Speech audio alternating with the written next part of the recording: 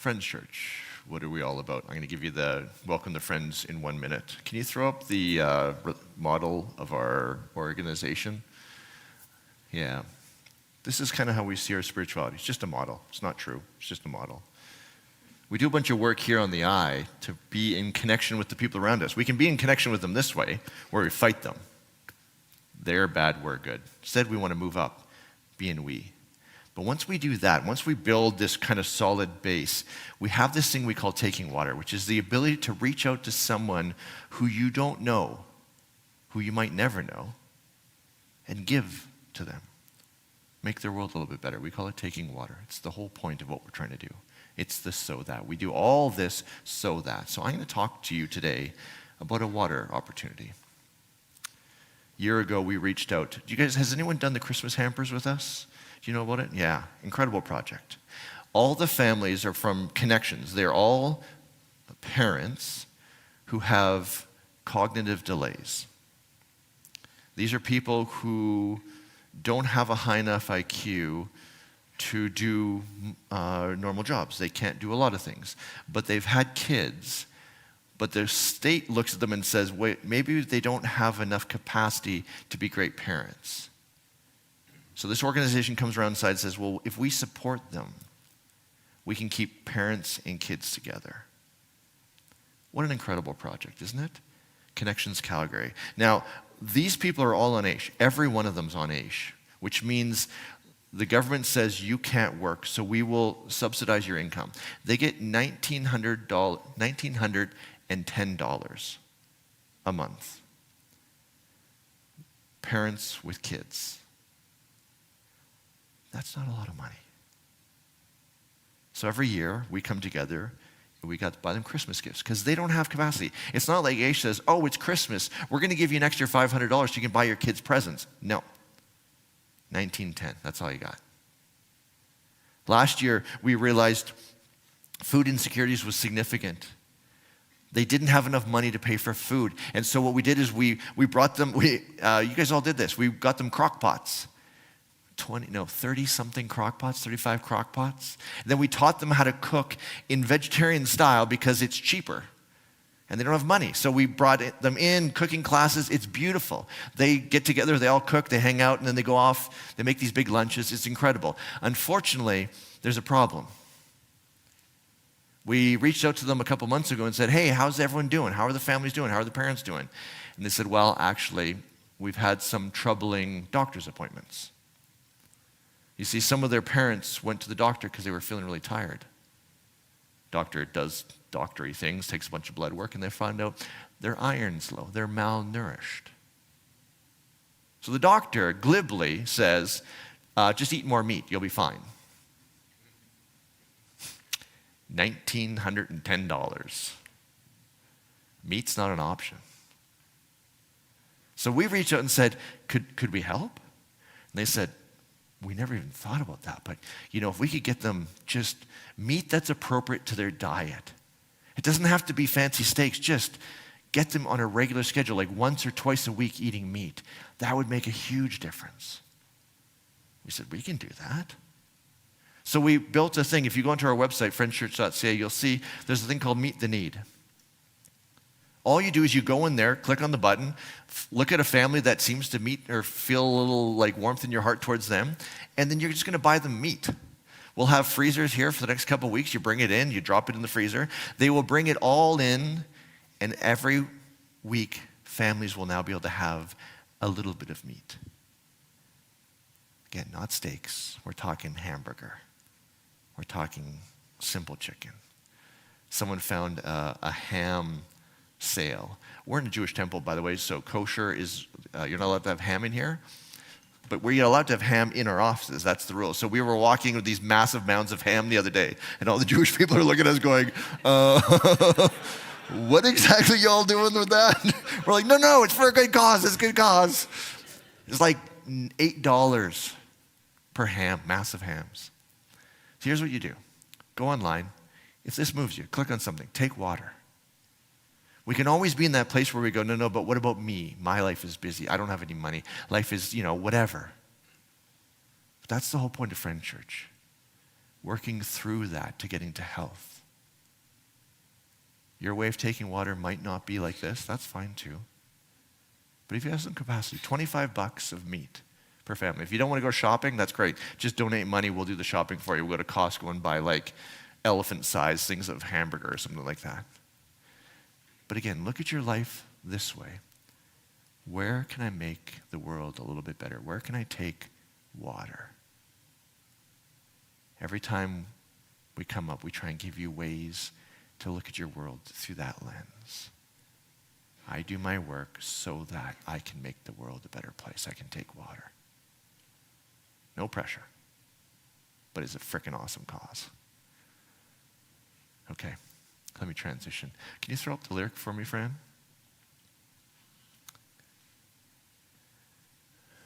We exist to inspire you, again, to this healthy spirituality that takes water. But in the process, a lot of times we have to heal. We've been working through this series that looks at how our brains filter out different things. Sometimes we filter out, the good. Sometimes we filter out the safe. Our brains filter it out. We make the world into black and white. We look at it only through catastrophizing. We ignore everything else. When Alessandra set the set list for today, she played this song, and she's like, what do you see in this song? And I saw this lyric. But there's so much more we close our eyes for. As she sings, I want you to explore your world to say, what do I close my eyes for? What am I not seeing? What is my brain filtering out? She has a bunch of, in the verses, she'll talk about all these beautiful things. Those are easy. Well, sometimes they're easy. Sometimes they're actually really hard to see the positives. That as you do this work, I encourage you, pay attention to, what is my mind filtering out? What do I need to open my eyes to? I'm listening to that song. I'm thinking, that right there is why we do this. That right there is the reason for the spiritual gym. It's so that you can be okay no matter where you go in this world. You don't have to hunker down in some church community fearful what's going to go on or what you have to face, what you have to listen to this week. Becoming robust adult, spiritual adults that allows you to be able to face the darkness, the dark time, the negative, whatever, everything out there, and say, bring it on, I'm okay. I'm okay. And you can take water. Oh man, that gets me revved up. I'm like, this is what we're doing this for. Anyways, thank you, Alessandra. That was, we might as well just end right there. That was church. That's all we need. Hey, good morning. And I'm Jeff. It's good to see you. Glad you're here. For everyone online joining us too, hey. Happy you're listening in, tuning in. I want to begin with a little modern parable, if you might. A story that might not be true or factually happened, but it's true. Once a year, the whole family gathered at Grandma's house for Thanksgiving, full of food and laughter and stories. The house would fill with warmth, like a fire lit from the inside out. But every year, Aunt Mara came. She never shouted or stormed. She just drained. So when someone shared about a new job they got, she'd say, "Phew, that sounds stressful." When the kids performed a silly skit for the family, she would murmur, "Well, that was loud." When the turkey was being praised by the family, "Oh, this is so tasty," she would lean over, "It's a bit dry, don't you think?" Little by little, joy would shrink around her. People would stop sharing. The laughter would thin. Even Grandma's bright house seemed just a bit dimmer when Mara sat at the table. After one especially heavy holiday, Grandma gently took Mara's hand and said, "Mara, your words carry weight. Be careful not to lay them on others like stones." Mara just blinked, not sure what to say.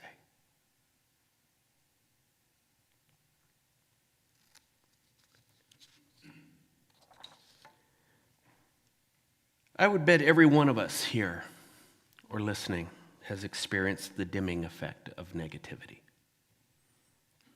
Haven't we?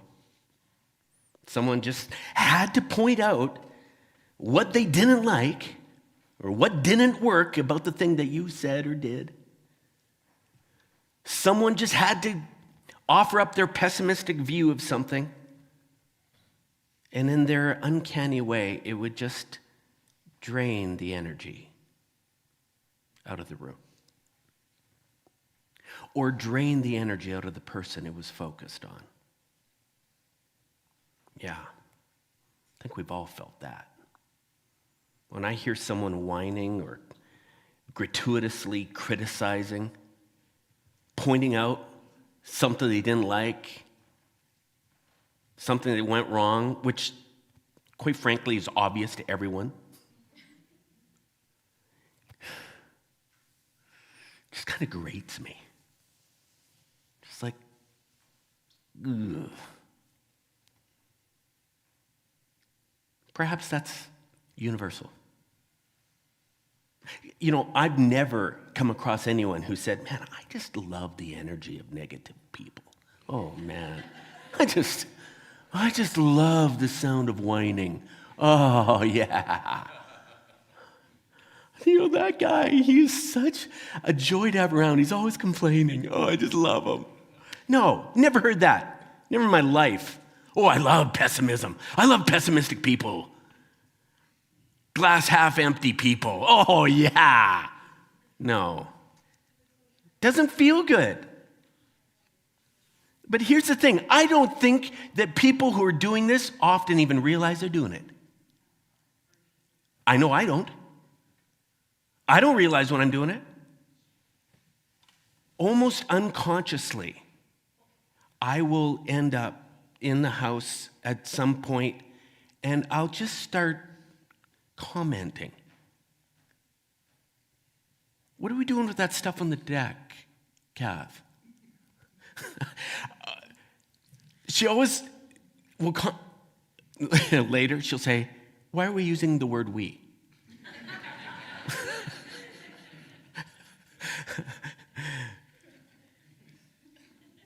Babe, can you not leave all the programs on your laptop?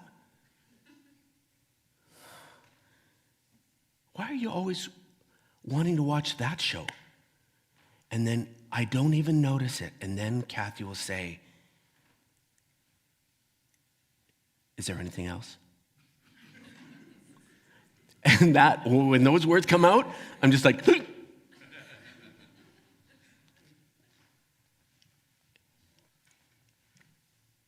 that's her way of saying, "You're being negative right now. You're nitpicking." And I will tell you, it is jarring every time I hear her say that, because I honestly, it is so subconsciously happening, I'm not even realizing I'm irritated. I'm annoyed by something. Some part of me is just looking for things to be bothered. Have you felt that? She says that thing, and I'm just like, "Wait, what? No, I'm not. And just a quick moment of reflection, it's like, holy crap, I have pointed out in the last little bit 3 or 4 things. And it's just like I'm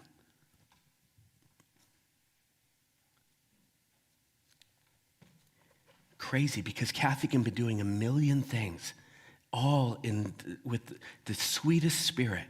And there I am. I'm just filtering out all of that for the thing that bothers me.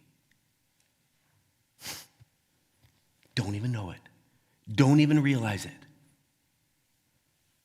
Does this happen to you? Where does it happen to you? When does it happen most often for you? When do you find yourself in kind of that negative state? Who is it with? Maybe it's even with yourself. Noticing things about you. And this inner voice just starts needling.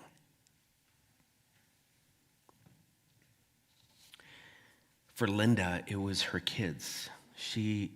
Let's be honest, she loved her kids more than life itself. She would have done anything for those kids. Not our Linda. Sorry. She's like, wait, no. I picked a name, but all of a sudden I saw Linda there going, oh, I chose the wrong name. Fictitious name, okay?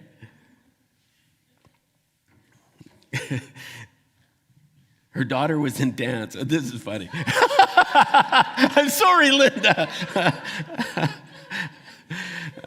There's a few other women with their daughters in dance. And Linda was so proud of her daughter, but on the drive home, she just couldn't stop herself from pointing out the few little mistakes that she would see her daughter do in her performances. Just couldn't stop herself. When her kids brought home their report cards, Linda would scan for any remote sign of trouble on them. She told me that her son was celebrating. He'd gotten the most A's he had ever gotten on his report card. And he was telling his sister, he was just so excited. And Linda says, I noticed 2 C's.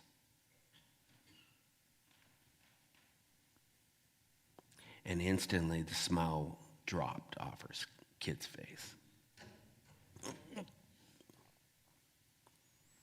It's like her filter just quickly disqualified the good things when there was something she spotted that was negative. And there was always something negative. You ever experienced that? Maybe it was you, maybe it was something you know. Maybe it was someone in your life who did that to you. You felt that before? Greg was the same way. Only his negativity was directed at himself. He had received a glowing performance review at work. He was brought in. They raved on him. In fact, it was so good that they gave him a promotion, which meant a raise. A bunch of the team were high-fiving him, saying congratulations. But he noticed a line on his performance review. It said, sometimes Greg could be more open-minded to other people's ideas. He read that. And despite the 20 different positive things that had been said over the course of that review, all he could see was that line, and it stung. Rather than coming home to celebrate the promotion with his wife, he came home in a funk. His wife said, are you all right? Yeah, I'm okay. The review didn't go well, did it? He said, no, it went well. You didn't get what happened? He says, I got the promotion. Yeah? Were they happy? Oh yeah, no, they're all happy. I got the raise. Like her scanner, just like, what is going on? She says, why are you not happy about this? We should be, it's just, sometimes I'm just not open-minded enough, I guess. But they said, said something about that. They said, was it a huge deal? No, it was just a line there, but I'm such an idiot. And she's like, I'm trying to figure out what's going on here, pal. We got something to celebrate, and you're getting cut up on one little line. Just couldn't break away from it. If you've ever felt the disdain of negativity, you know the drain that pattern of behavior can just have on the system. Oh, it just dims the lights. There's a heaviness, like a blanket, like a backpack on your back. You don't feel light. You feel like you're dragging something around. When this behavior continues to show up, even if it's you that's the culprit for bringing it into the picture, man, it breeds insecurity. Knowing that someone is watching and waiting for the mistakes and the shortcomings, the thing that isn't right. It can breed shame and despair. That sense that there's just something obviously wrong with me. I didn't just make some mistake, man. I'm flawed. I got something deeply wrong with me because I can never get this right. It can breed resentment towards those who are always just seem to notice the worst thing, not the best, the worst thing. And yet we just keep doing it. Sometimes we just can't help ourselves, it seems. The words come out, or the thoughts come out, knowing that it can just leave that pall of darkness. Why? What is it that negativity seems to give us? It's got to be doing something for us. Otherwise, why would we do it? That's what I'm thinking. Have you ever thought about what being negative could possibly be doing for you? What's underneath it? That's what I want to talk about today. What's underneath our negativity? I want to tie it in this morning in with what we've been talking about lately. If you've just been joining us, maybe you've been around for a little while, you'll know that we've been talking about exiles. Exiles are these dark, deep wounds that we've likely all experienced at some point in life, often early in our lives. They leave a mark. Some experience happens and it shapes us. And so these dark emotions, often common ones, rejection, abandonment, abuse, and neglect, shame. You can have an experience early on in life, and all of a sudden, your mind, your internal system gets singed by that experience. For me, and I can't even necessarily trace it to one particular event, but I think rejection got some kind of hook in me from the time I was a young age. And I've talked about this. I hate the feeling of rejection. More than all these other things. I can deal with some of these other ones, but man, rejection, oof, oh.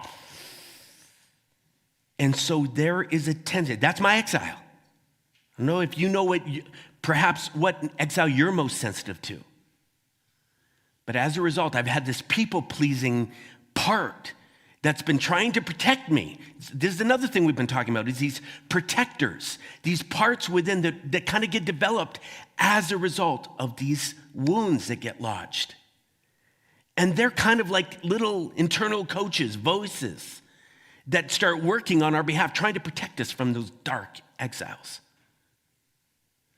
I've told you about my protector, my PR protector, that's constantly worried about me ever feeling rejection. So it's constantly whispering in my ear, hey, don't upset that guy. He needs something. Go help him. Oh, okay.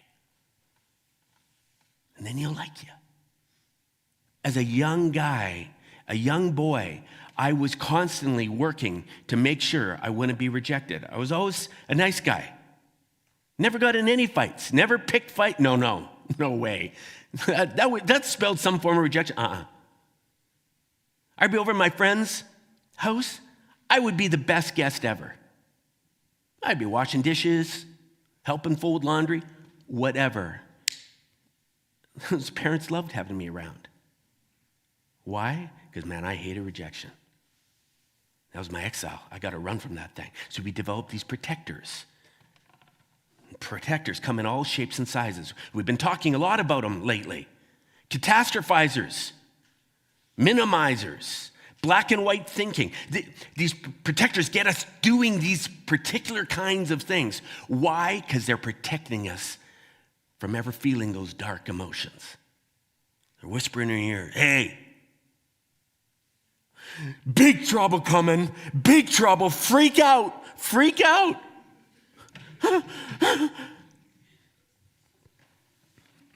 They're trying to protect us from some dreaded emotional pain. Now, from this internal family system, this IFS model that we've been talking a lot about lately, it would suggest that we have parts within us, a voice, that will turn to the negative in an attempt to protect us. Why would we get negative? Why would we be drawn into this negative pattern behavior? IFS would suggest that likely you've got a part inside you that thinks by going there, it will protect you from something. Isn't that strange? What could it possibly be protecting us from? How could fixating on negative things protect you? What's the logic behind that? I want to show you various forms of negative protectors this morning. And I'm going to show you why we might engage in these things. What's the message in behind them? What are they trying to protect you from? There's a few different forms. Some of us will have a cynical protector. Cynical. I doubt I'm even going to pass that exam. We probably won't even have much of a holiday this year anyways. Weather's always crappy. It's going to likely rain the whole time we're there. I'm probably just going to get laid off. I don't know why I'm even getting my hopes up. You ever heard that voice inside you? Does that ever come out of you?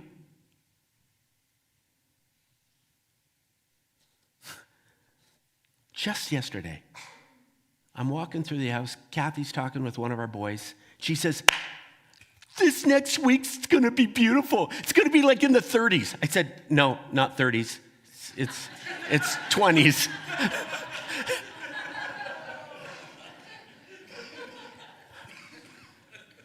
Don't look so smug at me like I'm some jerk. Kathy's looking at me like, sorry, 29. Is that better? I'm like, well, why would I even say that? What? Kathy's right there, just going, yeah, I know.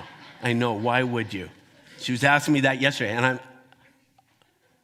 I'm like, oh, shit. This is what I'm talking about tomorrow. Oh, no. Cynical. Don't be so excited. Don't get your hopes up. What is the cynical protector protecting us from?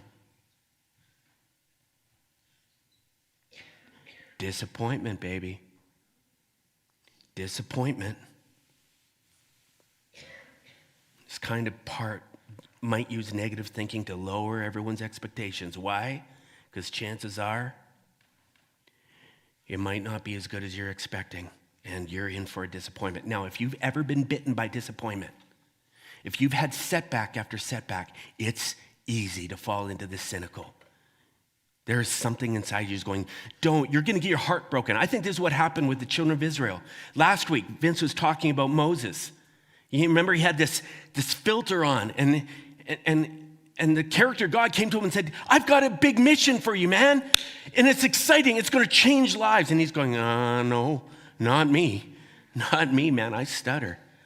He had to overcome his filter to be able to step into it. You fast forward the story, Moses ends up saying yes. He walks into Egypt to help the children of Israel who are enslaved, and life is bad. These people have been under the thumb of the Pharaoh for so long that Moses comes in and he starts wheeling and dealing. And just when they think that things might work out, another setback. Just when they things might work out, another setback. They even, finally, Pharaoh says, fine, after all these plagues, all this crazy stuff is going on, finally he says, fine, go, get out of here.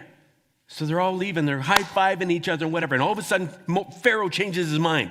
Says, we're coming! And they're like, he's coming! I mean, they get out and they escape. They escape. They're going, oh, phew. And all of a sudden, no water. No food. It's like they have faced one setback after the next. Finally, they get to the doorstep of the promised land, the land that character God had promised them. And all of a sudden, the spies come back and say, holy crap, there are giants in there. Just look at the language.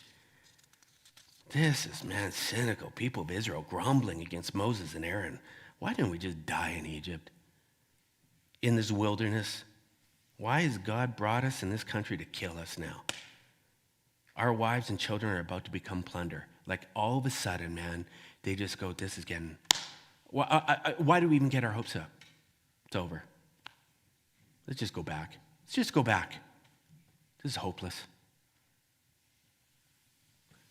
It's funny, this cynical is just a muted form of catastrophizing. It just doesn't want to believe that something good could happen. Why? Because something inside you is going, I don't want my heart broke.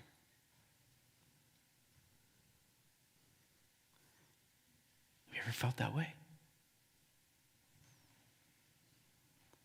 I know there's some people listening to me this morning who know exactly what I'm saying. And every time the phone rings, every time you get a text, someone has a different tone of, all of a sudden it's like, oh no, I knew it. They're calling with bad news. Because your heart's been broke. You face disappointment.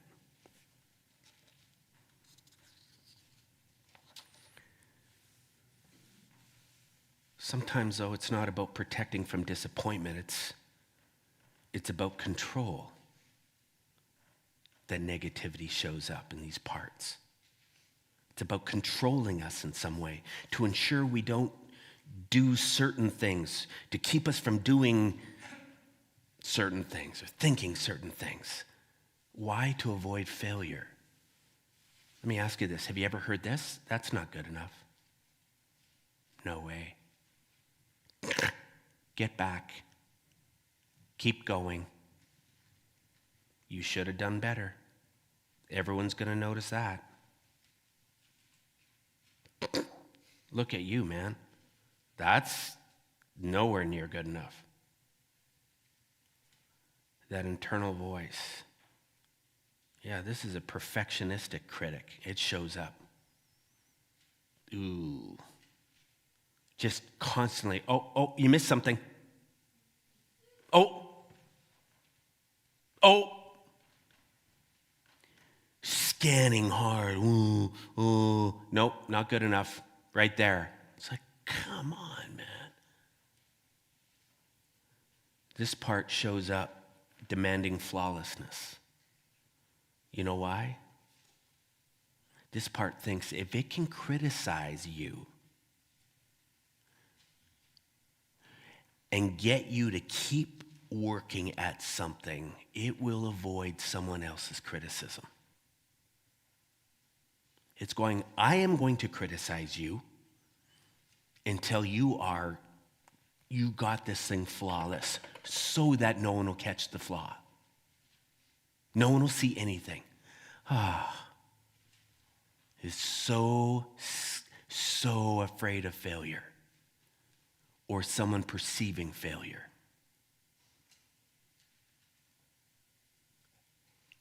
You ever been just raked over the coals? Pushed, pushed, pushed? Perhaps you just do it to yourself. And it's like a blanket that never gets let up. You keep working and working and working.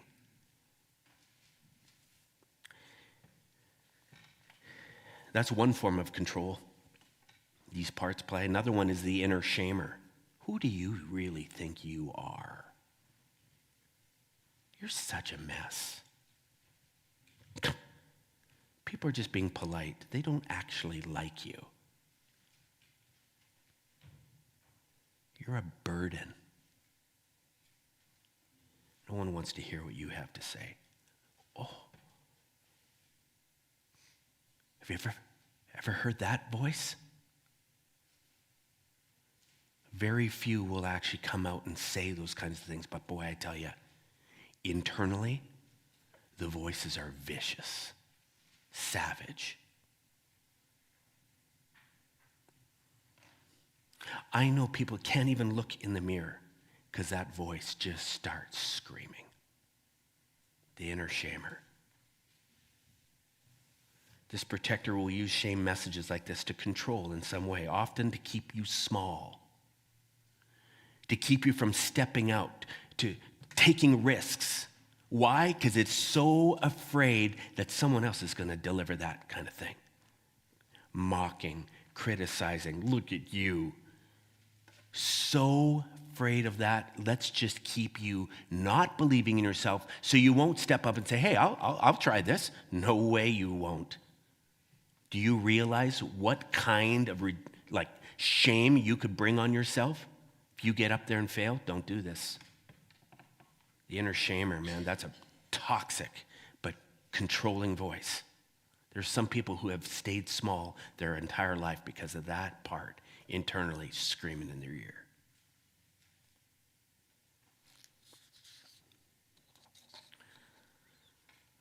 One other form of control these negative parts play is the guilt tripper. You ruined everything.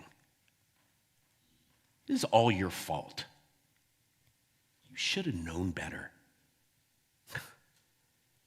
You always do this. When will you ever learn?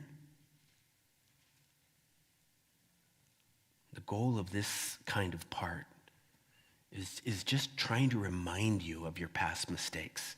Why? Maybe to rub it in so bad, to make you feel other people's pain that you maybe think twice about doing it again. You know, it's toxic as this is, man, this is a common tactic for parenting, isn't it? Man, I never did, okay? But I've heard of a lot of, no, I'm joking. I've done this. Man, when I feel like I'm lacking control over my kid, look what you did to mom. Look at her. Look at how sad she is. How could you? Oh, these shameful messages, man. But if they can make them snap out of it, oh, okay, I'll use it. But they're toxic. These forms of negative protectors, man, they often prevent future failure, giving us this illusion of control, but man, they come at an enormous emotional cost.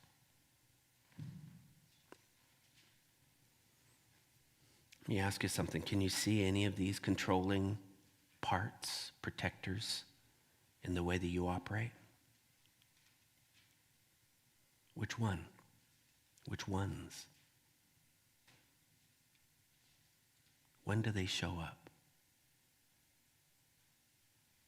What scenarios in your life do these voices start ringing in your ear or coming out of your mouth? Who are you often around when it surfaces?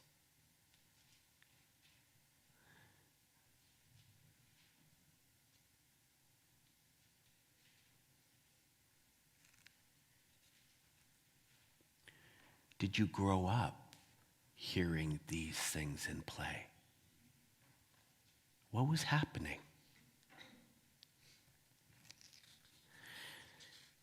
There's one other protector that, again, these are all closely related, but just a little different. This last one I'll talk about is the punitive motivator part.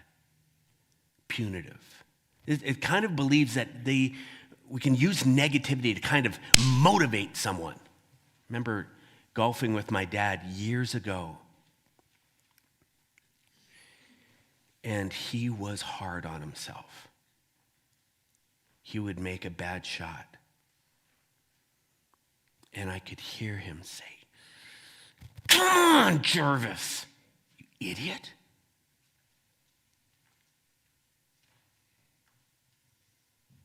And it sounded like, at first I thought he was talking to me. I was like, and then I realized, whoa, Dad's talking to himself that way.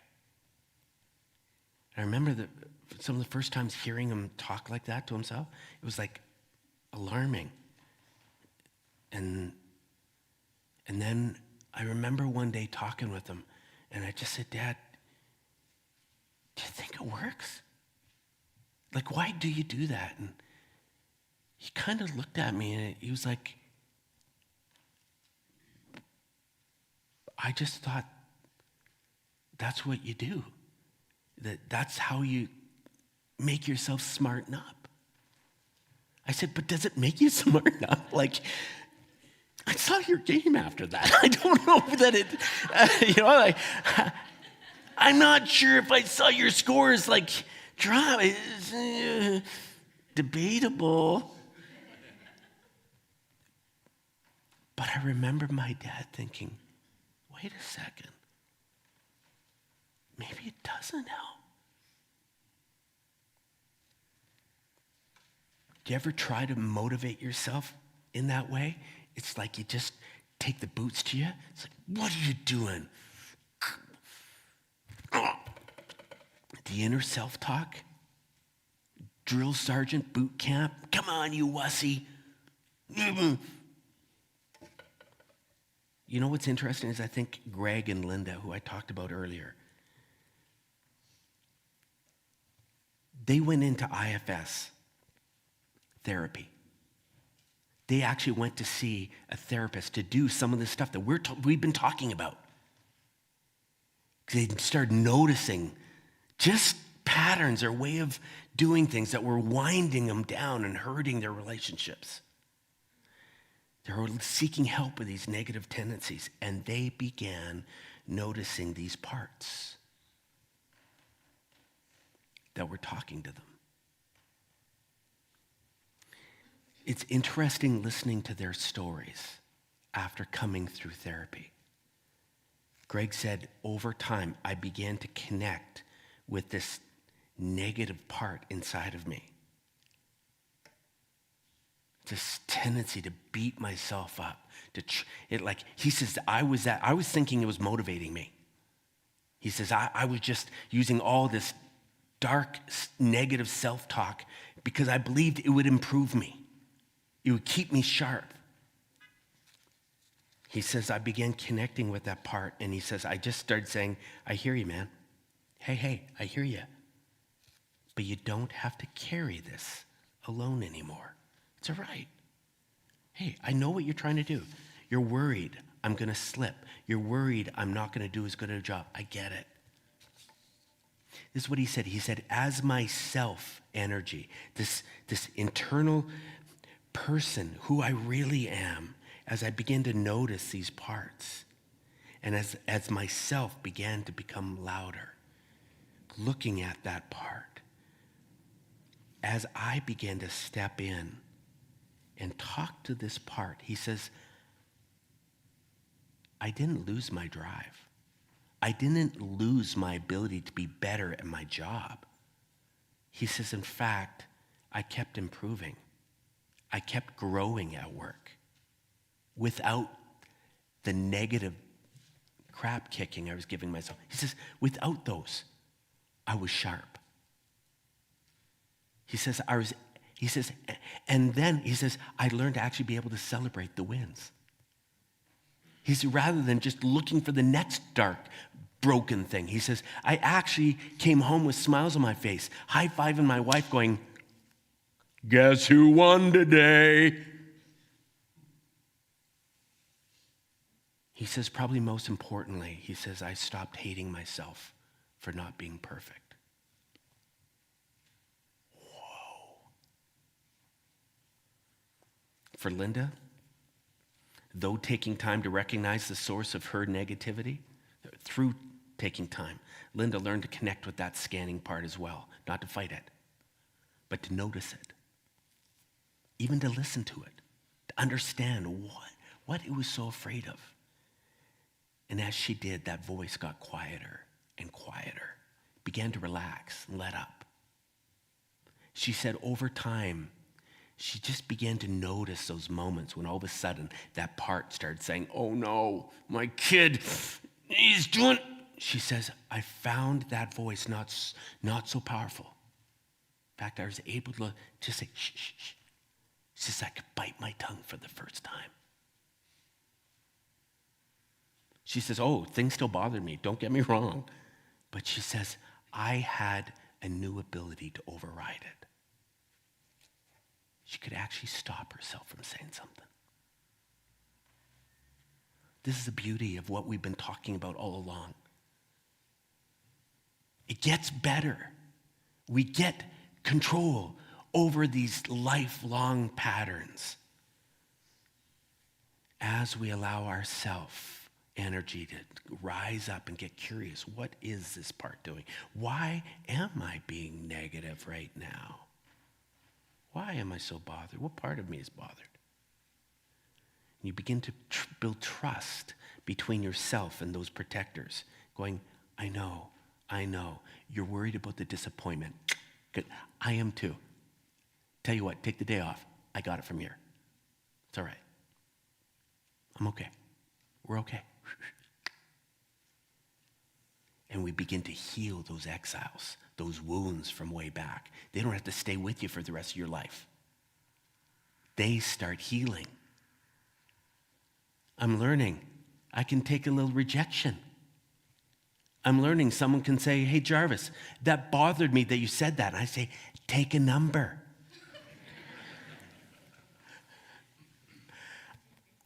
It's okay. I'm reading books. I can piss someone off and not feel like my life is in trouble. I can do that. We can heal. To close, I'm going to invite you, if you'll trust me, to just take one little, we're going to close on this. One little exercise. And you can do this on your own this week. If you'll just close your eyes, take a big deep breath.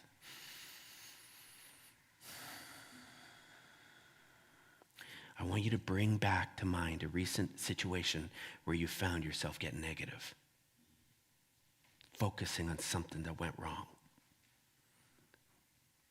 Wherever that was, work, in a relationship, at home, just go there for a second. I just wanted you to ask yourself, is there a part of me that tends to notice the negative more than the positive? Where is that located? What's going on in me? Can I locate it even in my body somewhere? Is it my heart racing? Is it in my throat? Do I feel it in my head? Where is that? What am I feeling right there? I want you to think about it. How long has this been showing up in me? If I look back over my life, how many times, how long have I been getting upset like this? Has this part been trying to do something, to say, to get negative? When did that even begin?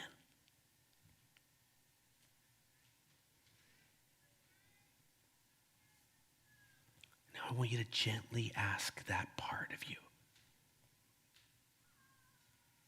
What are you afraid will happen if you don't set off these alarms? if you don't make me notice that negative thing, what are you so afraid of?